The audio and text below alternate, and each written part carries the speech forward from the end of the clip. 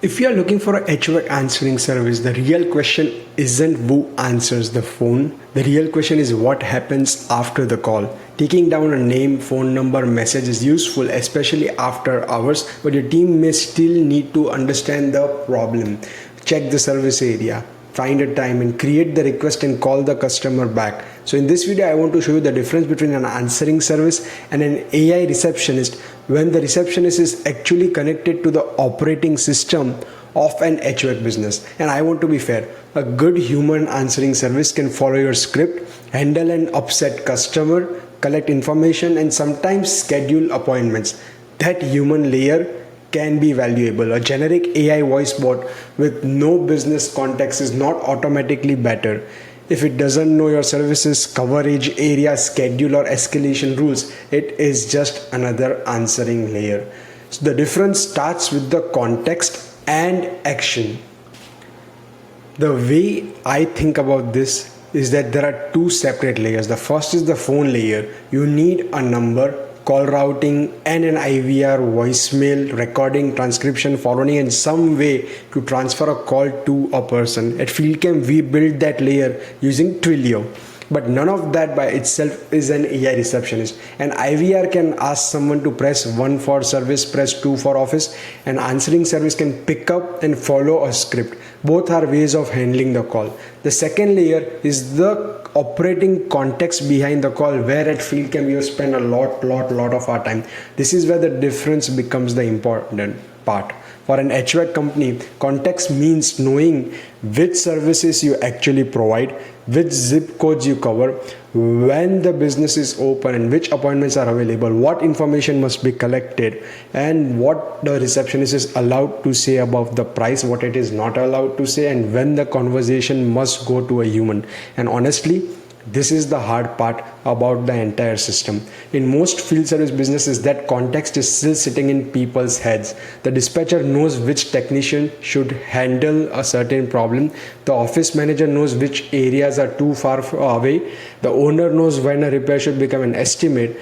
The person answering the phone knows which questions to ask before they have done just book a job, because they have done it for years. The software may store the final job, but it doesn't often understand the reasoning why it created the job. So simply adding a voice model on top of that software does not solve the problem. For example, if you go to Jobbers AI Receptionist, what they've done is they have made a AI receptionist based on using these models, like same with Service Titan, but none of the context behind why a job is booked, what is happening, etc. is being passed. And AI may sound natural, it might work really well, but it still does not scale for enterprise businesses. Now imagine a customer calls and says, my AC is running, but it is blowing warm air. I am at 1420 Oak Street. Can somebody come tomorrow morning?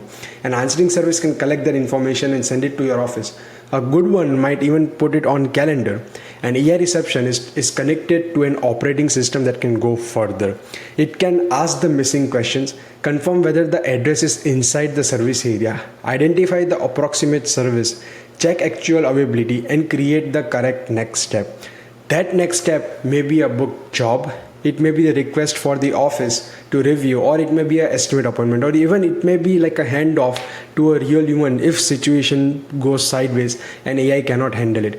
This is why I use the term AI CSR instead of a chatbot or a AI receptionist or a voice bot.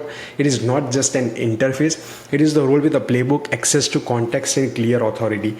So if you go into market looking for an AI receptionist, please consider that first of all, what all answering service features that they have, because you need a strong answering service layer on top of which you can deploy this AI CSR.